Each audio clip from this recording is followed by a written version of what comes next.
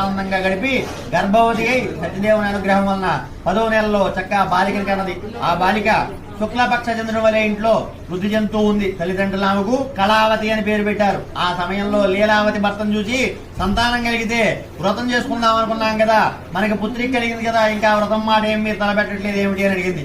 అందుకు భర్త లీలావతి మన అమ్మాయి వివాహంలో ఆ వ్రతం తప్పకుండా చేసుకుందాంలే అని ఆమెను సమాధానపరిచి మళ్ళీ వ్యాపారానికై నగరానికి వెళ్ళాడు. కళావతి తండ్రింట్లో పెరుగుతూ ఉంది. అలా యుక్త వయసు వచ్చింది. కుమార్తెను చూచి ఆ వ్యాపారి తన మిత్రులతో ఆలోచించి మంచి వరుణ్ణి వెతకడానికై ఒక దూతను పంపించాడు. వర్తకుంచే పంపబడిన ఆ దూత కాంచనగరానికి వెళ్లి అక్కడ యోగ్యుడైన వైశ్య బాలకుడిని చూసి పెళ్లి చేశాడు. ఆ వ్యాపారి తన దురదృష్టం చేత ఆ పెండ్లి వేడుకలో పడి సత్యదేవుని వ్రతం సంగతి మర్చిపోయాడు. అందుచే స్వామి చాలా కోపించుతూ తరువాత కొంతకాలానికి ఆ వ్యాపారంలో నష్టాలు వచ్చేటట్టు చేశాడు. అల్లుడితో కూసి మళ్ళీ వాణిజ్యానికై బయలుదేరాడు.